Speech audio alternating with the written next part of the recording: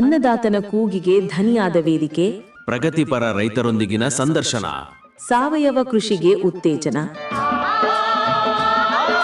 ಬಿತ್ತನೆ ಬೀಜ, ರಸಗೊಬ್ಬರ, ಮಿಶ್ರ ಬೆಳೆ, ವಾರ್ಷಿಕ ಬೆಳೆ, ನೀರಾವರಿ ಪದ್ಧತಿ, ಬೆಳೆ ರೋಗ ನಿಯಂತ್ರಣದ ಬಗ್ಗೆ ಮಾಹಿತಿ, ಕೃಷಿ, ರೇಷ್ಮೆ ಹಾಗೂ ತೋಟಗಾರಿಕೆ ಇಲಾಖೆಯಿಂದ ಸಿಗುವ ಸೇವಾ ಸೌಲಭ್ಯಗಳ ಕುರಿತ ಸರಣಿ ಕಾರ್ಯಕ್ರಮ.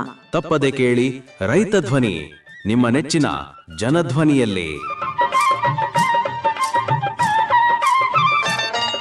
ಪ್ರೀತಿಯ ಕೇಳುಗರಿಗೆಲ್ಲ ನಮಸ್ಕಾರ. ನೀವು ಕೇಳ್ತಾ ಇದ್ದೀರಾ ಜನಧ್ವನಿ ರೇಡಿಯೋ. ಇದು 90.8 ಕಂಪನಾಂಕದಲ್ಲಿ ಸರಗೂರಿನಿಂದ ಪ್ರಸಾರವಾಗುತ್ತಿರುವ ಮೈಸೂರಿನ ಮೊಟ್ಟ ಮೊದಲ ಸಮುದಾಯ ರೇಡಿಯೋ. ನಾನು ನಿಮ್ಮ ರೇಡಿಯೋ ಗೆಳೆಯ ಶ್ರೀಕಾಂತ್ ಸರಗೂರು. ಎಂದಿನಂತೆ ತಮ್ಮೆಲ್ಲರಿಗೂ ರೈತ ಧ್ವನಿ ಕಾರ್ಯಕ್ರಮಕ್ಕೆ ಆತ್ಮೀಯವಾದ ಸ್ವಾಗತವನ್ನು ಕೋರುತ್ತಿದ್ದೇನೆ. ಪ್ರಿಯ ಕೇಳುಗರೆ, ಇಂದಿನ ರೈತ ಧ್ವನಿ ಕಾರ್ಯಕ್ರಮದಲ್ಲಿ ನಮ್ಮ ಜೊತೆ ಇದ್ದಾರೆ ಸರಗೂರು ತಾಲೂಕು ಬಾವಿಕೆರೆ ಹಡಿಯ ಜೇನುಕುರುಬ ಆದಿವಾಸಿ ಕೃಷಿಕರಾದಂಥ ಶ್ರೀಯುತ ರಮೇಶ್ ರವರು. ಇವರು ಕಳೆದ 10 ವರ್ಷಗಳಿಂದ ತಮ್ಮ ಕೃಷಿ ಚಟುವಟಿಕೆಗಳನ್ನು ಮಾಡ್ತಾ ಬರ್ತಾ ಇದ್ದಾರೆ. ಇರುವಂಥ ಕಡಿಮೆ ಭೂಪ್ರದೇಶದಲ್ಲಿ ವಿವಿಧ ರೀತಿಯ ಬೆಳೆಗಳಾದಂತಹ ಹತ್ತಿ, ರಾಗಿ, ಜೋಳ, ಈ ಮಿಶ್ರ ಬೆಳೆಗಳನ್ನು ಬೆಳೀತಾ ಬರ್ತಾ ಇದ್ದಾರೆ. ಜೊತೆಗೆ ನಮ್ಮ ಸ್ವಾಮಿ ವಿವೇಕಾನಂದ ಯೂತ್ ಮೂವ್ಮೆಂಟ್ನ ವಿವೇಕ ಗ್ರಾಮೀಣ ಜೀವನಾಧಾರ ಕೇಂದ್ರ ಹಾಗೂ ಸಾಮಾಜಿಕ ಮತ್ತು ಆರ್ಥಿಕ ಸಬಲೀಕರಣ ಕಾರ್ಯಕ್ರಮದ ಅಡಿಯಲ್ಲಿ ಎರೆಹುಳು ಘಟಕದ ತರಬೇತಿಯನ್ನು ಪಡ್ಕೊಂಡು ಎರೆಹುಳು ಗೊಬ್ಬರವನ್ನು ತಯಾರಿಸಿ ತಮ್ಮ ಕೃಷಿ ಚಟುವಟಿಕೆಗಳಲ್ಲಿ ಬಳಸ್ತಾ ಇದ್ದಾರೆ. ಹೀಗೆ ಒಂದು ಎರೆಹುಳು ಗೊಬ್ಬರ ಬಳಸೋ ಮುಖಾಂತರ ಒಂದು ಸಾವಯವ ಕೃಷಿಗೆ ಉತ್ತೇಜನವನ್ನು ನೀಡ್ತಾ ಮಿಶ್ರ ಬೆಳೆಯನ್ನು ಬೆಳೀತಾ ಒಂದು ಸಮಗ್ರ ಕೃಷಿಯನ್ನು ಮಾಡ್ತಾ ಇರುವಂಥ ಅನುಭವವನ್ನು ಇಂದಿನ ನಮ್ಮ ಕಾರ್ಯಕ್ರಮದಲ್ಲಿ ಹಂಚಿಕೊಂಡಿದ್ದಾರೆ. ಹಾಗಾದರೆ ಬನ್ನಿ ಅವರನ್ನ ಕಾರ್ಯಕ್ರಮಕ್ಕೆ ಸ್ವಾಗತಿಸಿ ಈ ಎಲ್ಲ ಕೃಷಿ ಚಟುವಟಿಕೆಗಳ ಕುರಿತು ಮತ್ತಷ್ಟು ಮಾಹಿತಿಯನ್ನು ತಿಳಿದು ಬರೋಣ. ರಮೇಶ್ ಅವರೇ, ತಮ್ಮ ಕಾರ್ಯಕ್ರಮಕ್ಕೆ ಸ್ವಾಗತ. ನಮಸ್ಕಾರ. ನಮಸ್ಕಾರ ಸರ್. ನಮಸ್ಕಾರ ರಮೇಶ್ ಅಂತ. ಮೊದಲಿಗೆ ತಾವು ಎಷ್ಟು ವರ್ಷಗಳಿಂದ ಈ ಕೃಷಿ ಚಟುವಟಿಕೆಗಳನ್ನ ಮಾಡ್ತಾ ಬರ್ತಾ ಇದ್ದೀರಾ? ಆರಂಭದಲ್ಲೆಲ್ಲ ಏನೆಲ್ಲ ಹೇಗೆಲ್ಲ ಬೆಳೀತಾ ಇದ್ರಿ ಸರ್? ನಾವು ಮಾಮೂಲಿ ಹತ್ತಿಗಳು ಬೆಳೆತಿದ್ದೆ ಹಿಂದೆ ಅಂದರೆ ಯಾವ ಸಪೋರ್ಟ್ ಇತ್ತಿಲ್ಲ. ಇವಾಗ ನಮಗೆ ಸ್ವಲ್ಪ ನಮ್ಮ ಸ್ವಾಮಿ ವಿವೇಕಾನಂದ ಅವರಿಂದ ಸಪೋರ್ಟ್ ಇದೆ. ಮತ್ತು ಹತ್ತಿ ಬೀಜ ಆಗಿರ್ಬೋದು, ಮತ್ತು ಪ್ರತಿಯೊಂದೆಲ್ಲ ಸ್ವಲ್ಪ ಹೆಲ್ಪ್ ಮಾಡ್ತಾರೆ. ಟಾರ್ಪಲ್ ಆಗಿರ್ಬೋದು, ಮತ್ತು ಗೊಬ್ಬರಗಳು ಆಗಿರ್ಬೋದು, ಎಲ್ಲದರಲ್ಲಿ ನಮ್ಗೆ ಸ್ವಲ್ಪ ಹೆಲ್ಪ್ ಮಾಡ್ತಾವ್ರೆ. ಅದೇ ರೀತಿ ಹೆಲ್ಪ್ ಮಾಡ್ತಾ ಇದ್ರೆ ಮುಂದೆ ನಮ್ಗೆ ಅನುಕೂಲ ಆಯ್ತು ಅಂತ ಹೇಳಕ್ಕೆ ಇಷ್ಟಪಡ್ತೀನಿ. ಒಟ್ಟು ಎಷ್ಟು ಎಕರೆ ಭೂ ಪ್ರದೇಶ ಹೊಂದಿದ್ದೀರಾ? 3 ಎಕರೆ ಐತೆ ಸರ್. ನಮ್ಮ 3 ಎಕರೆ ಐತೆ. 3 ಎಕರೆ ಇರುವಂಥ ಭೂ ಪ್ರದೇಶದಲ್ಲಿ ಯಾವ್ಯಾವ ರೀತಿಯ ಬೆಳೆಗಳನ್ನು ಆರಂಭದಿಂದ ಬೆಳ್ಕೊಂಡು ಬರ್ತಾ ಇದ್ದೀರಾ? ಪ್ರಸ್ತುತ ಹೇಗೆ ಬೆಳೀತಾ ಇದ್ದೀರಾ ಸರ್? ನಾವು ಹತ್ತಿ ಮತ್ತು ರಾಗಿ ಮತ್ತು ಉಳ್ಳಿ ಹಾಕ್ತಿದ್ದೀವಿ, ಮತ್ತು ಅವರೆ ಹಾಕ್ತಿದ್ದೀವಿ. ಆ ರೀತಿ ಹಾಕ್ತಿದ್ದೀವಿ ಸರ್. ನೀರಾವರಿ ಆಗ್ಬಿಡಕಂಟ ಸರ್. ನೀರಾವರಿ ಆದರೆ ನಾವು ಬೆಳೆ ಏನಾದ್ರು ಬೆಳಿಬೋದು. ನೀರಿಲ್ಲದೆ ಅಷ್ಟು ಬೆಳಿತೀವಿ ಸರ್ ನಾವು. ಆರಂಭದಲ್ಲೆಲ್ಲ ಏನು ಬೆಳೀತಾ ಇದ್ರಿ? ಮಾಮೂಲಿ ಹತ್ತಿ ಒಂದೇ ಬೆಳಿತೀವಿ ಸರ್. ಹತ್ತಿ ರಾಗಿ ಅಷ್ಟೇ. ಫಸ್ಟ್ ಟೈಮ್ ಹತ್ತಿ ರಾಗಿ ಏನೋ ಬೆಳಿತಿದ್ದೆ, 2 ಐಟಮ್. ಇವಾಗ ಎಲ್ಲ ಇದಾಗಿ ಈಗ ಈ ತೀರ್ಥ ಬೆಳೀರಿ ಅಂತ ಒಂದೊಂದು ಮಾಹಿತಿಗಳು ಕೊಡ್ತಾ ಇರ್ತಿಲ್ಲ ಸರ್. ಅದರಿಂದ ಅವ್ರು ಹೇಳೋದು ಬೆಳೆ ನಾವು ಬೆಳಿಬೋದು. ಈಗ 3 ಎಕರೆ ಜಮೀನಿಗೂ ನಿಮ್ಮದು ನೀರಾವರಿ ವ್ಯವಸ್ಥೆ? ನೀರಾವರಿ ವ್ಯವಸ್ಥೆ ಏನೂ ಇಲ್ಲ ಸರ್. ಮಳೆ ಆಶ್ರಿತವಾಗಿ ಬೆಳಿತೀವಿ ಅಷ್ಟೇ. ಹಿಂದಿನ ಕಾಲದಲ್ಲೆಲ್ಲ ತಮ್ಮ ತಂದೆಯವರು ಮಾಡ್ತಿದ್ದಂಥ ಆಗಿರ್ಬೋದು, ತಮ್ಮ ಹಿರಿಕರು ಮಾಡ್ತಿದ್ದಂಥ ಕೃಷಿ ಪದ್ಧತಿ ಹೇಗಿತ್ತು? ಆಗೆಲ್ಲ ಏನೆಲ್ಲ ಬೆಳೀತಾ ಇದ್ರಿ? ಆಗ ಮಾಮೂಲಿ ಹತ್ತಿ ಬೆಳಿತಿದ್ರು ಸರ್. ಹತ್ತಿ ರಾಗಿ 2 ಐಟಮ್ ಬೆಳಿತಿದ್ರು ಅಷ್ಟೇ. 2 ಐಟಮ್ ಬೆಳಿತಿದ್ರು. ಆಗಿನ ಕೃಷಿ ಪದ್ಧತಿ ಎಲ್ಲ ಹೇಗಿತ್ತು? ಆಗ ವಾತಾವರಣ ಒಂದು ಚೇಂಜ್ ಇತ್ತು ಸರ್. ಈಗ ವಾತಾವರಣ ಚೇಂಜ್. ಆಗಿನ ಕೃಷಿ ಪದ್ಧತಿ ಮತ್ತು ಆಗಿನ ಬೆಳೆಗಳಿಗೂ ಈಗ ತಾವು ಬೆಳೀತಿರೋದಕ್ಕೂ ಎಷ್ಟೆಲ್ಲ ಬದಲಾವಣೆಗಳಾಗಿದೆ? ಅದೇ ಆಗ ಚೆನ್ನಾಗಿ ಬೆಳಿತಿದ್ರು. ಈಗಲೂ ಸ್ವಲ್ಪ ಗೊಬ್ಬರ ಗೋಡು ಆಳುಮೂಳೆ ಎಲ್ಲ ಹೊಡೆದು ಚೆನ್ನಾಗಿ ಮಾಡಿದ್ರೆ ಆರಂಭ ಬರ್ತೇವೆ ಸರ್. ಈಗಲೂ ಈಗ ಇರುವಂಥ 3 ಎಕರೆ ಭೂ ಪ್ರದೇಶವನ್ನು ಮಳೆಶ್ರಿತವಾಗಿ ಮಳೆ ಶೀತ. ಯಾವ ರೀತಿ ಬೆಳೆಗಳನ್ನ 3 ಎಕರೆನಲ್ಲಿ ಹಾಕ್ತಾ ಇದ್ರ ಸರ್? ನಾವು ಮಾಮೂಲಿ ಹತ್ತಿ ಮತ್ತೆ ಸ್ವಲ್ಪ ರಾಗಿ ಹಾಕ್ತಿವಿ, ಉಳ್ಳಿ ಹಾಕ್ತಿವಿ. 3 ಐಟಮ್ ಬೆಳಿತೀವಿ. ಅಂದ್ರೆ 3 ಎಕರೆಗೂ ಒಂದೊಂದು ಎಕರೆ ಸ್ವಲ್ಪ ಮಾಡ್ಕೊಳ್ತೀವಿ ಸರ್. ಈಗ ವ್ಯವಸಾಯ ಪದ್ಧತಿ ಆಗಿರ್ಬೋದು, ಕ್ರಮ ಆಗಿರ್ಬೋದು ಹೇಗಿದೆ? ಯಾವ ರೀತಿ ಎಲ್ಲ ಬೆಳಿತೀರಾ?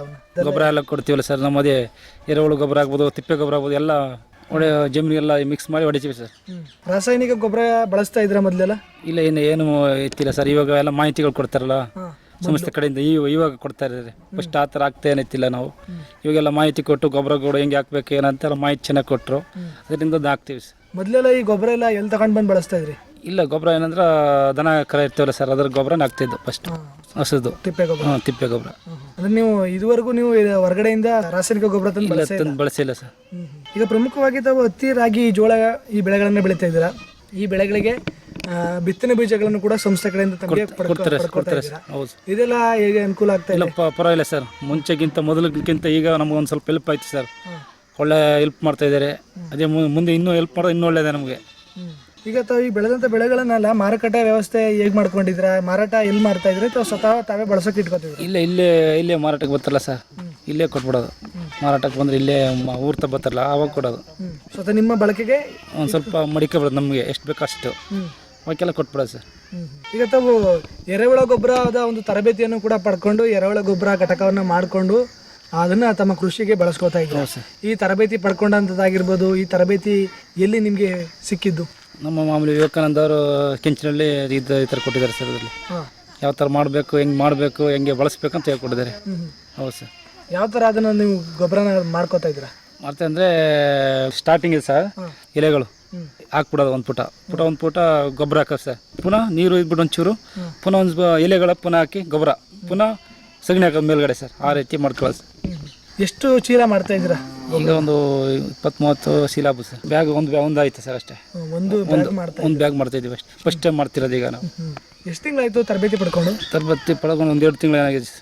2 ತಿಂಗಳಲ್ಲಿ ಇದೇ ಮೊದಲು ಒಂದು ಬ್ಯಾಗ್ ಮಾಡ್ತಾ ಇದ್ದೀವಿ. ಮುಂದೆ ಅನುಕೂಲ ಆಗಿದ್ರೆ ನಮ್ಗೆ ಏನು ಇದು ಒಳ್ಳೇದಂದ್ರೆ ಇನ್ನೂ 2-3 ಮಾಡ್ಕೋಬೋದು ಸರ್ ನಾವು. ಒಂದು ಬ್ಯಾಗ್ನಲ್ಲಿ ಎಷ್ಟು ದಿನ ಬೇಕಾಗುತ್ತೆ ಅದು ಗೊಬ್ಬರ ಹಾಕೋಕ್ಕೆ? ಒಂದು 2 ತಿಂಗಳೇ ಬೇಕು. ಒಂದು 2-2.5 ತಿಂಗಳು ಬೇಕು ಸರ್. ಬೇಕು. ಅದರಲ್ಲಿ ಎಷ್ಟು ಚೀಲ ಗೊಬ್ಬರ ಸಿಗುತ್ತೆ ನಿಮಗೆ? ಒಂದು 30 ಚೀಲ ಮೇಲೆ ಸಿಗುತ್ತೆ ಸರ್. ಒಂದು 30 ಚೀಲ ಮೇಲೆ ಜಾಸ್ತಿ ಸಿಗುತ್ತೆ.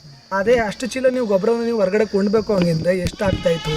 ಈಗ ನೀವೇ ಸ್ವತಃ ಮಾಡ್ಕೊಂಡು ಅದನ್ನು ಬಳಸ್ತಿರೋದ್ರಿಂದ ಎಷ್ಟು ಉಳಿತಾಯ ಆಗ್ತಾಯಿದೆ? ತುಂಬ ಉಳಿತಾಯ ಆಗ್ತಿದೆ ಸರ್. ಯಾಕಂದ್ರೆ ನಾವು ಇಲ್ಲಿಂದನೇ ಮಾಡೋದ್ರಿಂದ ನಮ್ಗೆ ಒಳ್ಳೇದು ಅನುಕೂಲ ಆಯ್ತದೆ. ಹೊರಗಡೆ ಖರ್ಚು ತಂದು ಹಾಕೋದೇನಿಲ್ಲ. ಈ ಗೊಬ್ಬರನ ಹಾಕೋಬೋದಲ್ಲ, ಒಳ್ಳೆಯದು ಸರ್. ಈಗ ಅದು ಈ ಗೊಬ್ಬರನ ಬಳಸ್ತಾ ಇದ್ದೀರಾ ನಿಮ್ಮ ಬೆಳೆಗಳಿಗೆ? ಬಳಸ್ಕೊತೀವಿ ಸರ್, ಬಳಸ್ಕೊತೀವಿ. ಇಳುವರಿ ಹೇಗಿದೆ? ಅಲ್ಲ ಈಗ ಹಾಕ್ಬೇಕು. ಇವಾಗ ಫಸ್ಟ್ ಟೈಮ್ ಅಲ್ವಾ ಸರ್. ಇವಾಗ ಹಾಕ್ಬೇಕೀಗ ಅದೇ ಬೆಳೆಗಳಿಗೆ. ಅದು ಇದೇ ಮೊದಲನೇ ಬಾರಿಗೆ ಎರೆಹುಳ ಗೊಬ್ಬರ ಮಾಡ್ಕೊಂಡಿದ್ದೀವಿ. ಇದೆ ಈಗ ಬಳಸ್ತೀವಿ. ಸಂಸ್ಥೆ ಕಡೆಯಿಂದ ಇನ್ನೇನೆಲ್ಲ ಸೇವಾ ಸೌಲಭ್ಯಗಳನ್ನ ಪಡ್ಕೋತಾ ಇದ್ದಾರೆ? ಎಲ್ಲ ಸೌಲಭ್ಯಗಳು ಕೊಡ್ತಾವ್ರೆ. ಟಾರ್ಪಲ್ ಆಗಿರ್ಬೋದು ಸರ್, ಮತ್ತು ಇದು ಎಲ್ಕೋಟ್ ಆಗಿರ್ಬೋದು, ಮತ್ತು ಕುಡುಲಾಗಿರ್ಬೋದು, ಮತ್ತು ಎಲ್ಲ ಕೊಡ್ತಾವ್ರೆ. ಅವ್ರ ಕೈಲಿ ಏನಾಯ್ತು ಅದು ಮಾಡ್ತಾ ಇದ್ದಾರೆ. ಮತ್ತು ಇದು ಬೋರ್ದು ಎಲ್ಲ ಸಹ ಹೆಲ್ಪ್ ಮಾಡ್ತಾ ಇದ್ದಾರೆ. ಆಗ ಈಗ ಸ್ವಲ್ಪ ಹೆಲ್ಪ್ ಸಿಕ್ಕುತ್ತಲ್ಲ, ಇನ್ನೂ ಸ್ವಲ್ಪ ಬೆಳಿಬೋದು ಮುಂದೆ ಅಂತ ಒಂದು ಖುಷಿ ಆಗುತ್ತೆ ನಮಗೆ. ಫಸ್ಟ್ ಈ ಥರ ಹೆಲ್ಪ್ ಇತ್ತಿಲ್ವಲ್ಲ, ಈಗ ಒಳ್ಳೆ ಹೆಲ್ಪ್ ಸಿಕ್ತಲ್ಲ, ಮುಂದೆ ನಮ್ಗೆ ಮಾಡೋಕ್ಕೊಂದು ಖುಷಿ ಆಗುತ್ತೆ. ಇನ್ನೊಂದು 3 ಎಕರೆ ಮಾಡ್ತೀವಿ, ಇನ್ನೊಂದು ಎಕರೆ ಎತ್ತಿ ಮಾಡುವಂಥ ಒಂದು ಹೆಲ್ಪ್ ಆಯ್ತದೆ ಅಂತ ಸರ್. ಈ ಥರ ಎಲ್ಲ ಬಿತ್ತನೆ ಬೀಜ ಆಗಿರ್ಬೋದು, ಕೃಷಿ ಸಲಕರಣೆ ಆಗಿರ್ಬೋದು, ಇದೆಲ್ಲ ಪಡ್ಕೊಳ್ಳೋಕ್ಕೂ ಮುಂಚೆ ನಿಮ್ಮ ಆಗಿನ ಕೃಷಿ ಹೇಗಿತ್ತು? ಹಾಗಂದ್ರೆ ಈ ಥರ ಹೆಲ್ಪ್ ಇತ್ತಿಲ್ವಲ್ಲ ಸರ್. ಆಗ ಒಂದು ಹೆಲ್ಪ್ ಇತ್ತಿಲ್ಲ. ನಾವೇ ಸಾಲ ಸೂಲ ಮಾಡಿ ಮಾಡ್ಕೋಬೇಕಾಗ್ತಿತ್ತು. ಈಗಂದರೆ ಎಲ್ಲ ಸ್ವಲ್ಪ ಹೆಲ್ಪ್ ಮಾಡ್ತಿದ್ದಿಲ್ಲ ಸರ್. ಹಚ್ಚಿ ಬೀಜ ಎಲ್ಲ ಪ್ರತಿಯೊಂದೆಲ್ಲ ಸ್ವಲ್ಪ ಯಾವ ರೀತಿ ಮಾಡಬೇಕು, ಯಾವ ಟೈಮ್ಗೆ ಹಾಕ್ಬೇಕೆಲ್ಲ ಸ್ವಲ್ಪ ಮಾಹಿತಿಗಳು ಕೊಡ್ತಾರೆ. ಅದೇನು ಸ್ವಲ್ಪ ಹೆಲ್ಪು. ಮುಂದೆ ಇನ್ನೇನೆಲ್ಲ ಸೌಲಭ್ಯಗಳನ್ನ ಪಡ್ಕೋಬೇಕು ಅಂತ ಸಂಸ್ಥೆ ಕಡೆಯಿಂದ ಕೇಳಿದ್ದೀರಾ? ಇನ್ನೇನೆಲ್ಲ ವ್ಯವಸ್ಥೆಗಳನ್ನ ಮಾಡ್ಕೊಡ್ತೀವಿ ಅಂತ ಹೇಳಿದ್ದಾರೆ? ಬೋರ್ವೆಲ್ದು ಮಾಡ್ಕೊಡ್ತೀವಿ ಅಂತ ಹೇಳಿದ್ರೆ, ಅದೇ ಪಾಯಿಂಟ್ ಗಿಂಟೆಲ್ಲ ಆಗೋದೆ ಅದನ್ನು ಮಾಡಿಕೊಟ್ರೆ ಮುಂದೆ ನಮಗೆ ಎಲ್ಲ ಈ ಸತಿ ಆಗುತ್ತೆ. ಅದು ಬೋರ್ದು ಆಗ್ಬಿಟ್ರೆ ನಮಗೆ ಅನುಕೂಲ ತುಂಬ ಆಗುತ್ತೆ. ಒಟ್ಲಿ ಅಂದರೆ ಬೋರ್ವೆಲ್ ವ್ಯವಸ್ಥೆನೂ ಕೂಡ ಮಾಡಿಕೊಟ್ಟಿದ್ದಾರೆ. ಆಯ್ತದೆ. ಇದು ನಿಮ್ಮ ಒಂದು ಸ್ವಂತ ಜಮೀನು ಮಾತ್ರನಾ ಅಥವಾ ಸುತ್ತಮುತ್ತ ಎಲ್ಲರಿಗೆ ಒಂದು 6 ಸೀಟಿಗೆ 6 ಜನಕ್ಕೆ ಅದರಲ್ಲಿ ಎಲ್ಲ ಮಾಡ್ಕೊಳ್ಳೋದು, ಎಲ್ಲ ಹಂಚ್ಕೊಂಡು ಸಮಾನವಾಗಿ ಹಂಚ್ಕೊಂಡು ಮಾಡ್ಕೊಳ್ಳೋದು. ಅಂದ್ರೆ ಸಾಮೂಹಿಕವಾಗಿ ನೀವು ಎಲ್ಲರಿಗೂ ಎಲ್ಲ ಸೇರಿದಂಗೆ ಎಲ್ಲರೂ ಬಳಸ್ಕೊಬಿಡೋದು. ಈಗ ಮೊದಲೆಲ್ಲ ಈಗ ನೀರಾವರಿ ವ್ಯವಸ್ಥೆ ಇರಲಿಲ್ಲ. ಮಳೆಯಾಶ್ರಿತವಾಗಿ ಸಂಸ್ಥೆ ಕಡೆಯಿಂದ ಸಲಕರಣೆ ಮತ್ತೆ ಕೃಷಿ ಬಿತ್ತನೆ ಬೀಜಗಳನ್ನ ಪಡ್ಕೊಂಡು ಮಳೆಗಾಲದಲ್ಲಿ ಮಾತ್ರ ಕೃಷಿ ಮಾಡ್ಕೋತಾ ಇದ್ದೀವಿ. ಈಗ ಮುಂದಿನ ದಿನಗಳಲ್ಲಿ ತಮಗೆ ಸಾಮೂಹಿಕವಾಗಿ ಒಂದು ಗುಂಪು ಬೋರ್ವೆಲ್ನ ಮಾಡಿಸ್ಕೊಳ್ಳೋ ಮುಖಾಂತರ ನಿಮ್ಮಲ್ಲಿ ಒಂದು 5-6 ಜನಕ್ಕೆ ಒಟ್ಟಿಗೆ ಒಂದು ನೀರಾವರಿ ವ್ಯವಸ್ಥೆ ಮಾಡಿಸ್ಕೊಟ್ಟು ಕೃಷಿ ಮಾಡ್ಕೊಳ್ಳಿಕ್ಕೆ ಮುಂದಿನ ದಿನಗಳಲ್ಲಿ ಅನುವು ಮಾಡ್ಕೊಳ್ಳಾಗುತ್ತೆ. ಇದೆಲ್ಲ ನಿಮಗೆ ಮುಂದಿನ ಕೃಷಿ ಬೆಳವಣಿಗೆಗೆ ಎಷ್ಟೆಲ್ಲ ಅನುಕೂಲ ಆಗುತ್ತೆ? ಒಳ್ಳೆ ಅನುಕೂಲ ಆಗುತ್ತೆ ಸರ್. ಒಳ್ಳೆ ಅನುಕೂಲ ಆಗುತ್ತೆ. ಈ ಥರ ಅನುಕೂಲ ಆಗ್ಬಿಟ್ರೆ ಮುಂದೆ ಇನ್ನೂ ಹೆಚ್ಚು ಮಾಡ್ಕೋಬೋದು ಅಂತ ಒಂದು ಆಸೆ. ಈಗ ಮಳೆಯಾಶ್ರಿತವಾಗಿ ಬೆಳೆದಿರೋ ಬರೀ ಒಂದೇ ಬೆಳೆ ಬೆಳೀತಾ ಇದೆ? ಒಂದೇ ಬೆಳೆ ಸರ್. ಈಗ ಬೋರ್ವೆಲ್ ಆದ್ರೆ 2 ಬೆಳೆ ಬೆಳ್ಕೊತೀವಿ ಸರ್. 2 ಬೆಳೆ ಬೆಳ್ಕೊತೀವಿ ಆರಾಮಾಗಿ. ಈಗ ಬಹಳಷ್ಟು ಕಡೆಗಳೆಲ್ಲ ಸ್ವಂತ ಜಮೀನಿದ್ರು ತಮ್ಮಂತ ಆದಿವಾಸಿಗಳು ಜಮೀನಲ್ಲಿ ಮಾಡ್ತಾ ಇರೋದಿಲ್ಲ, ಕೃಷಿ ಮಾಡೋದಿಲ್ಲ. ಬೇರೆ ಬೇರೆ ಕಡೆ ಎಲ್ಲ ಹೋಗಿ ಕೂಲಿ ಮಾಡೋದಾಗಿರ್ಬೋದು, ಈ ಥರ ಸೇವಾ ಸೌಲಭ್ಯಗಳನ್ನ ಪಡ್ಕೊಳ್ಳೋದ್ರಲ್ಲಿ ಮಾಹಿತಿ ಇಲ್ದಿರೋದಾಗಿರ್ಬೋದು, ಇದನ್ನೆಲ್ಲ ನಾವು ಕಾಣ್ತಾ ಇರ್ತೀವಿ. ಈಗ ನಿಮ್ಮ ಅನುಭವದ ಪ್ರಕಾರ, ನಿಮ್ಮ ಮಾತಿನಂತೆ ಈ ರೀತಿ ಸಂಸ್ಥೆ ಕಡೆಯಿಂದ ಆಗಿರ್ಬೋದು, ಸರ್ಕಾರಿ ಇಲಾಖೆಗಳಿಂದ ಆಗಿರ್ಬೋದು ಸೇವಾ ಸೌಲಭ್ಯಗಳು ಸಿಗ್ತಾ ಇದೆ, ಅವ್ರ ಹತ್ರನೂ ಜಮೀನಿದೆ, ಈ ಥರ ತೊಡಗಿಸ್ಕೊಂಡ್ರೆ ಅವ್ರ ಜೀವನಕ್ಕೆ ಎಷ್ಟೆಲ್ಲ ಅನುಕೂಲ ಆಗುತ್ತೆ ಸರ್. ಯಾಕಂತಂದರೆ ನಾವು ಅಷ್ಟು ನಮಗೆ ಸಪೋರ್ಟಾಗಿ ಒಂದು ಮಾಡ್ತೀವಿ ಅಂತ ಬಂದರೆ ನಾವು ಅದಕ್ಕೆ ಸ್ಪಂದಿಸುವಾಗಿ ನಾವು ಮಾಡ್ಕೊಂಡ್ರೆ ನಮ್ಮ ಮುಂದೆ ಅನುಕೂಲ ಸರ್. ಮಾಡಲೇಬೇಕು ನಾವು. ನಮ್ಗೆ ಫಸ್ಟ್ ಸಪೋರ್ಟ್ ಯಾರು ಕೊಡ್ತಿದ್ದಾರೆ, ಈ ಥರ ಸಪೋರ್ಟ್ ಕೊಡೋದು ನಾವು ಮಾಡಲೇಬೇಕಾಗುತ್ತೆ ಸರ್. ನಮಗೆ ಒಳ್ಳೇದಕ್ಕಾಗಿ ಮಾಡಿಕೊಡ್ತಾರೆ, ಮಾಡಬೇಕು ನಾವು ಸರ್. ಭಾಳ ಸಂತೋಷ ರಮೇಶ್ ಅವರೇ. ನಮ್ಮ ಕಾರ್ಯಕ್ರಮದಲ್ಲಿ ತಾವು ಭಾಗವಹಿಸಿ ತಾವು ಮಾಡ್ತಿರೋಂಥ ಎಲ್ಲ ರೀತಿಯ ಕೃಷಿ ಚಟುವಟಿಕೆಗಳಾಗಿರ್ಬೋದು, ತಾವು ಬೆಳೀತಿರೋಂಥ ಬೆಳೆಗಳಾಗಿರ್ಬೋದು, ಪ್ರಸ್ತುತವಾಗಿ ನಮ್ಮ ಸ್ವಾಮಿ ವಿವೇಕಾನಂದ ಯೂತ್ ಮೂವ್ಮೆಂಟ್ ಸಂಸ್ಥೆಯ ಕಾರ್ಯಕ್ರಮದ ಯೋಜನೆ ಅಡಿಯಲ್ಲಿ ತಮಗೆ ಯಾವ ರೀತಿಯಾದಂಥ ಸೇವಾ ಸೌಲಭ್ಯಗಳು ಸಿಗ್ತಾ ಇದೆ ಅನ್ನೋದ್ರ ಕುರಿತು, ಇದರಿಂದ ತಮಗೆ ಎಷ್ಟೆಲ್ಲ ಅನುಕೂಲ ಆಗ್ತಾ ಇದೆ, ಒಂದು ಸುಸ್ಥಿರ ಕೃಷಿಯನ್ನು ಮಾಡೋ ನಿಟ್ಟಿನಲ್ಲಿ ತಮ್ಮ ಅನುಭವನ ನಮ್ಮ ಜೊತೆ ಹಂಚ್ಕೊಂಡಿದ್ದಕ್ಕೆ, ನಮ್ಮ ಕಾರ್ಯಕ್ರಮದಲ್ಲಿ ಭಾಗಿಯಾಗಿದ್ದಕ್ಕೆ ತಮಗೆ ತುಂಬ ಹೃದಯದ ಧನ್ಯವಾದಗಳು. Thank you sir. Thank you.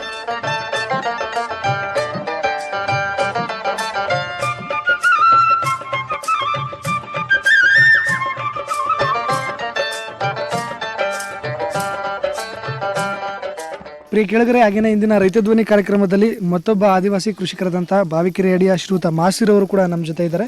ಇವರು ಕಳೆದ 8 ವರ್ಷಗಳಿಂದ ಕೃಷಿ ಚಟುವಟಿಕೆಗಳನ್ನು ಮಾಡ್ತಾ ವಿವಿಧ ರೀತಿಯ ಬೆಳೆಗಳನ್ನು ಬೆಳೀತಾ ಸಂಸ್ಥೆ ಕಡೆಯಿಂದ ಸೇವಾ ಸೌಲಭ್ಯಗಳನ್ನ ಪಡ್ಕೊಂಡು ಒಂದು ಸುಸ್ಥಿರ ಕೃಷಿಯನ್ನು ಮಾಡ್ತಾ ಇದ್ದಾರೆ.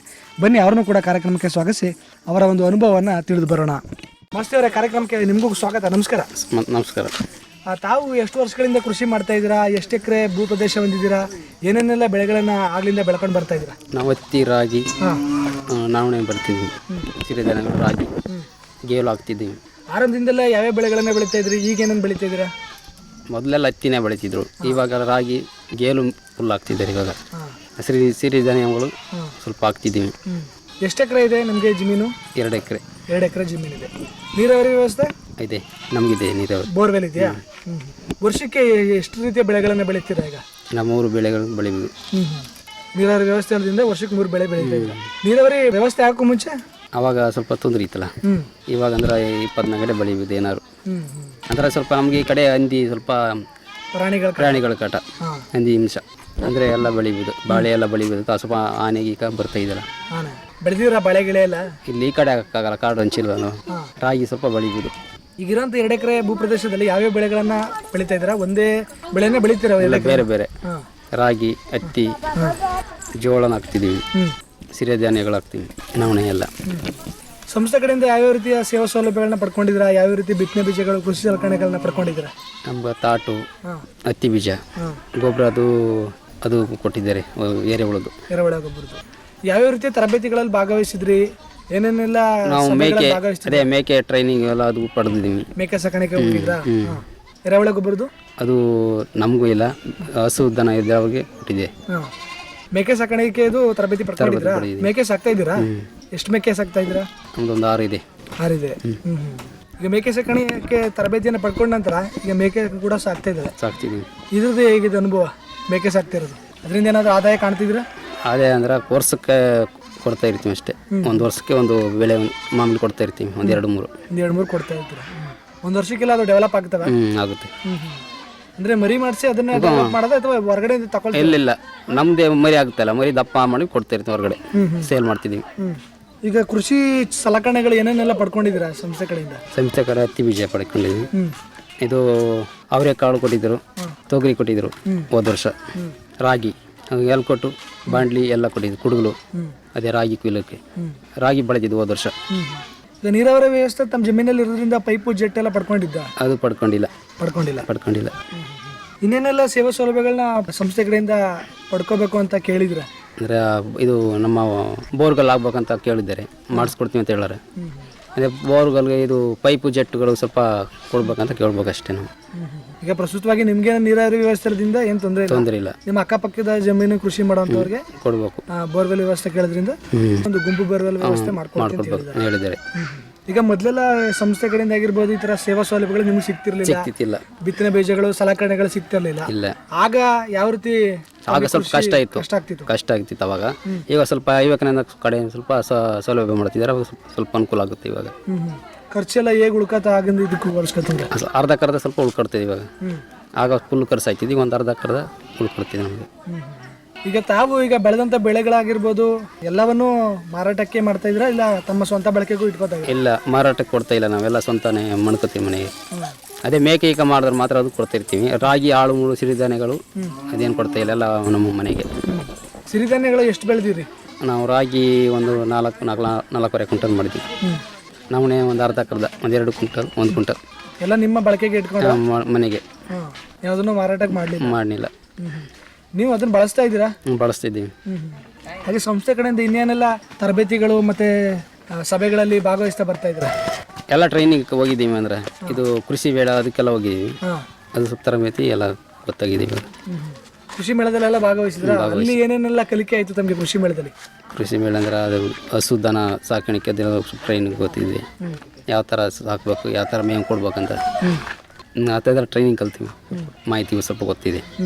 ಯಾವ ಥರ ಗೊಬ್ಬರ ಹಾಕ್ಬೇಕು ಆ ಥರ ಎಲ್ಲ ಸ್ವಲ್ಪ ಟ್ರೈನಿಂಗ್ ಹೇಳಿದ್ದಾರೆ ವಿವೇಕಾನಂದ. ಎರೆಹುಳ ಗೊಬ್ಬರ ತಾವು ಜಮೀನಲ್ಲಿ ಮಾಡ್ತಾ ಇದ್ದೀರಾ? ಇಲ್ಲ, ನಾವು ಮಾಡಿಲ್ಲ, ಬೇರೆ ಹೊರಗಡೆ ಮಾಡಿದ್ದಾರೆ ಎಲ್ಲ ನಮ್ಮ ಅಕ್ಕಪಕ್ಕ. ನೀವು ತರಬೇತಿ ಪಡ್ಕೊಂಡಿಲ್ಲ ಎರೆಹುಳದ್ದು? ಇಲ್ಲ.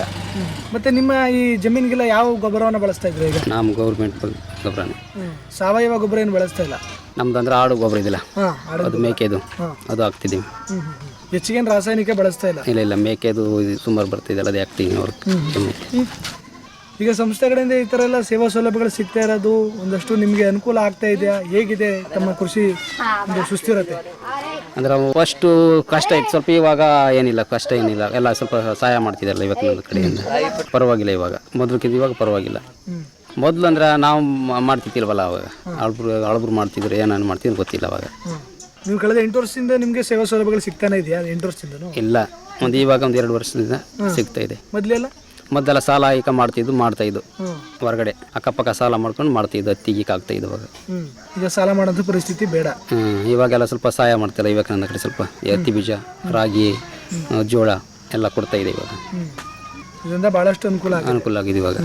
ಈಗ ತಮ್ಮಂತೆಯೇ ಸಾಕಷ್ಟು ಹಾಡಿಗಳಲ್ಲಿ ಆದಿವಾಸಿಗಳು ಜಮೀನುಗಳಿದ್ರು, ಅದನ್ನ ಮಾಡದೆ ಕೂಲಿ ಕೆಲಸಕ್ಕೆ ಹೋಗೋದನ್ನ ನಾವು ಗಮನಿಸ್ತೀವಿ. ಈಗ ತಾವು ಕೂಡ ಜಮೀನು ಬಿಟ್ಟು ಕೂಲಿ ಕೆಲಸಕ್ಕೆ ಹೋಗ್ಬೋದಾಗಿತ್ತು, ಆದರೆ ನಿಮಗೆ ಈಗ ಸಂಸ್ಥೆ ಕಡೆಯಿಂದ ಇರ್ತಿಲ್ಲ ಸೌಲಭ್ಯ ಸಿಗ್ತಿರೋದ್ರಿಂದ ತಮ್ಮ ಒಂದು ಜಮೀನಲ್ಲಿ ಒಂದು ಸ್ವಂತವಾಗಿ ಒಂದು ದುಡಿಮೆ ಮಾಡಲಿಕ್ಕೆ ಅವಕಾಶ ಇದೆ. ಅಂದರೆ ನಮ್ಮ ಹಾಡಿಲಿ ಎಲ್ಲ ಬೇರೆ ಕೊಂಡುಕೋತಾರೆ ಜಮೀನೇ, ಬೇರೆ ಎಕರೆಗೆ 10,000 15,000 ಕೊಂಡು ಎಲ್ಲ ಮಾಡ್ತಿದ್ದಾರೆ. ಜಮೀನು ಇಲ್ದಿದ್ದವರು ಮಾಡ್ತಾರೆ. ಜಮೀನಿದ್ದು ಈ ಥರ ಕೂಲಿ ಕೆಲಸ ಮಾಡೋಂಥವ್ರು ಏನು ಮಾಡಬೇಕಾಗಿದೆ? ಅದೇ ಜಮೀನಿದ್ದು ಅವರು ಸ್ವಲ್ಪ ಕಷ್ಟ, ಅದು ಸರಪ್ ಈಗ ಕುಡಿತಾಯಿಂದ ಆಡಿ ಅವ್ರು ಮಾಡ್ತಾ ಇಲ್ಲ, ಎಲ್ಲ ಜಮೀನು ಮಾರಾಕ್ ಬಿಡ್ತಾರೆ ಒಬ್ಬೊಬ್ರು. ನಮ್ಮ ಆಡಿಲ್ಲ ಹಂಗಿಲ್ಲ, ಎಲ್ಲ ಜಮೀನೆಲ್ಲ ಎತ್ಕೊಬಿಡ್ತಾರೆ. ಗೊತ್ತಿ ಜಮೀನು ಇಲ್ದವರು ಎತ್ತಿ ಮಾಡ್ತಾರೆ, 1-2 ಎಕರೆ 1 ಎಕರೆ ಎಲ್ಲ ಎತ್ತಿ ಮಾಡೋದು ಅವಕಾಶ ಮಾಡ್ಕೊಳ್ತಾರೆ. ಈಗ ಪ್ರತಿಯೊಬ್ಬರು ತಮ್ಮ ಆಡಿನಲ್ಲಿ ಜಮೀನಲ್ಲಿ ಕೃಷಿ ಮಾಡ್ತಿದ್ದಾರೆ. ಅದೇ ಸೌಲಭ್ಯ ಮನೆಗೆ ತಲುಪ್ತಾ ಇದೆ. ಏನೇನು ಬೇಕು ಎಲ್ಲ ಸೌಲಭ್ಯ ಸಿಗ್ತಿರೋದ್ರಿಂದ ಕೃಷಿ ಮಾಡ್ಕೊಂಡು ಹೋಗ್ತಾ ಇದ್ದಾರೆ, ಒಂದೇ ಊರಲ್ಲಿ ಇಟ್ಕೊಂಡು ಹೋಗ್ತಾ ಇದ್ದಾರೆ. ಬಹಳಷ್ಟು ಹಾಡಿಗಳಲ್ಲಿ ಕೂಲಿಗೆ ಹೋಗ್ತಿರೋಂಥವ್ರು ಈ ಥರ ಸೌಲಭ್ಯ ಪಡ್ಕೊಂಡ್ರೆ ಎಷ್ಟು ಅನುಕೂಲ ಆಗುತ್ತೆ ಅವ್ರಿಗೂ. ನಮ್ಮ ಹಾಡಿಲಿ ಈ ಥರ ಇದೆ. ಕೆಲ್ಸಕ್ಕೆ ಹೋದ್ರೂ ನಮ್ಮ ಹಾಡಿಲಿ ಜಮೀನು ಮಾಡ್ತಿದ್ದಾರೆ, ಎಲ್ಲ ಜಮೀನು ಇಲ್ದವ್ರು ಗುತ್ತಿಗೆ ತಗೊಂಡು ಮಾಡ್ತಾ ಇದ್ದಾರೆ. ಜಮೀನು ಇಲ್ದಿದ್ದವರೇ ಗುತ್ತಿಗೆ ತಗೊಂಡು ಮಾಡ್ತಿರೋ ಸಮಯದಲ್ಲಿ ಸ್ವಂತವಾಗಿ ಜಮೀನು ಇದ್ರು ಕೂಡ ಮಾಡದೇ ಇರುವಂತ ಪ್ರಮೇಯನ ಗಮನಿಸ್ತಾ ಇದೀವಿ. ಇದನ್ನೆಲ್ಲ ಗಮನಿಸ್ತು ಅಂದ್ರೆ ಸೌಲಭ್ಯ ಪಡ್ಕೊಳ್ಳೋ ನಿಟ್ಟಿನಲ್ಲಿ ಅವರು ಮುಂದೆ ಬರಬೇಕಾಗಿದೆ. ಅಂದ್ರೆ ಒಬ್ರು ನೋಡಿ ಒಬ್ರು ಕಲ್ಕೋಬೇಕಲ್ಲ. ನಮ್ಮ ಮಾಡಿಲ್ಲ ಆ ಥರ ಇದೆ, ಇನ್ನೊಬ್ರು ನೋಡಿ ಒಬ್ರು ಕಲ್ಕೋಬೇಡಿ, ಒಬ್ರು ಬೆಳಿತಾರ, ನಾವು ಬೆಳಿಬೇಕಂತ ಗೊತ್ತಾಗಿದೆ ಅವರಿಗೆ. ಒಬ್ರಿಗಿಂತ ಸಹಿತ ಒಬ್ರು ಮಾಡ್ತಿದ್ದಾರೆ ಅಷ್ಟೇ. ಇದೇ ಥರ ಸಂಸ್ಥೆಗಳಿಂದ ಸೇವಾ ಸೌಲಭ್ಯ ಪಡ್ಕೊಳ್ತಾ ಇದ್ದು ಮುಂದೆ ರೀತಿಯ ಉತ್ತಮ ಕೃಷಿಯಲ್ಲಿ ತಾವು ಮುಂದೆ ತೊಡಸ್ಕೊಂಡು ಹೋಗ್ತಾರೆ. ಹೋಯ್ತಿದ್ದೀನಿ ನಾನು, ಇನ್ನೂ ಸೌಲಭ್ಯ ಸ್ವಲ್ಪ ಬೇಕಂತ ಕೇಳ್ತೀನಿ ಅಷ್ಟೇ. ಏನು ಕೊಟ್ಟರೆ ನಾವು ಮಾಡ್ತೀವಿ. ಇನ್ನೇನು ಸೌಲಭ್ಯ ಬೇಕು ಅಂತ ಕೇಳ್ಕೊಂಡಿದ್ದೀರಾ? ಏನು ಕೇಳಿಲ್ಲ ಇವಾಗ, ಮುಂದೆ ಅವ್ರು ಏನು ಕೇಳ್ತಾರೆ ಅವ್ರು ಕೇಳಿದ್ರೆ ಕೊಡ್ತೇವೆ ಅಂತ ಹೇಳೋರು. ಅದೇ ಸಂಸ್ಥೆ ಎಲ್ಲ ತರಬೇತಿಗಳು ಮತ್ತು ಎಲ್ಲ ಸಭೆಗಳು ಭಾಗವಹಿಸ್ತೀವಿ, ಎಲ್ಲ ಟ್ರೈನಿಂಗ್ ಹೋಗಿ ಭಾಗವಹಿಸ್ತೀವಿ. ಅಲ್ಲಿ ಹೋದಾಗಲೇ ಅಲ್ಲಿ ಏನು ವಿಚಾರ ಅಂತ ತಿಳಿಯೋದು ಮಾಹಿತಿಗಳು ಹೇಳ್ತಿದ್ದಾರಲ್ಲ ಈ ಥರ ಅಂತ ತಿಳ್ಕೊಬರೋದು. ಭಾಳ ಸಂತೋಷ ಮಾಸ್ತಿ ಅವರೇ, ತಾವು ಕೂಡ ಇಷ್ಟೊತ್ತು ನಮ್ಮ ರೈತ ಧ್ವನಿ ಕಾರ್ಯಕ್ರಮದಲ್ಲಿ ಭಾಗವಹಿಸಿ ತಮ್ಮ ಒಂದು ಕೃಷಿ ಚಟುವಟಿಕೆ ಅನುಭವ ಆಗಿರ್ಬೋದು, ಹಾಗೆಯೇ ಸಂಸ್ಥೆಗಳಿಂದ ಸಿಗ್ತಿರೋಂಥ ಸೇವಾ ಸೌಲಭ್ಯಗಳನ್ನ ಪಡ್ಕೊಂಡು ಯಾವ ರೀತಿಯಾದ ಒಂದು ಉತ್ತಮ ಕೃಷಿ ಚಟುವಟಿಕೆಯನ್ನು ಮಾಡ್ತಾ ಇದ್ರೆ ಅನ್ನೋದು ಕುರಿತು ತಮ್ಮ ಅನುಭವನ ನಮ್ಮ ಜೊತೆ ಹಂಚ್ಕೊಂಡಿದ್ದಕ್ಕೆ, ನಮ್ಮ ಕಾರ್ಯಕ್ರಮದಲ್ಲಿ ತಾವು ಭಾಗಿಯೋದಕ್ಕೆ ತಮಗೂ ಕೂಡ ಧನ್ಯವಾದಗಳು. ನಮಸ್ಕಾರ.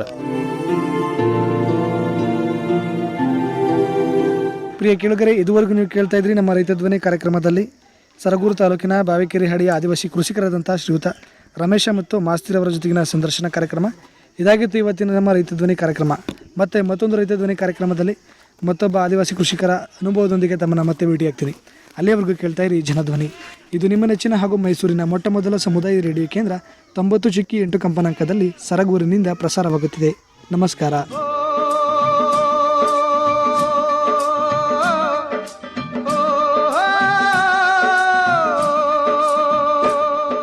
ಅನ್ನದಾತನ ಕೂಗಿಗೆ ಧನಿಯಾದ ವೇದಿಕೆ, ಪ್ರಗತಿಪರ ರೈತರೊಂದಿಗಿನ ಸಂದರ್ಶನ, ಸಾವಯವ ಕೃಷಿಗೆ ಉತ್ತೇಜನ, ಬಿತ್ತನೆ ಬೀಜ, ರಸಗೊಬ್ಬರ, ಮಿಶ್ರ ಬೆಳೆ, ವಾರ್ಷಿಕ ಬೆಳೆ, ನೀರಾವರಿ ಪದ್ಧತಿ, ಬೆಳೆ ರೋಗ ನಿಯಂತ್ರಣದ ಬಗ್ಗೆ ಮಾಹಿತಿ, ಕೃಷಿ, ರೇಷ್ಮೆ ಹಾಗೂ ತೋಟಗಾರಿಕೆ ಇಲಾಖೆಯಿಂದ ಸಿಗುವ ಸೇವಾ ಸೌಲಭ್ಯಗಳ ಕುರಿತ ಸರಣಿ ಕಾರ್ಯಕ್ರಮ. ತಪ್ಪದೆ ಕೇಳಿ ರೈತ ಧ್ವನಿ, ನಿಮ್ಮ ನೆಚ್ಚಿನ ಜನಧ್ವನಿಯಲ್ಲಿ.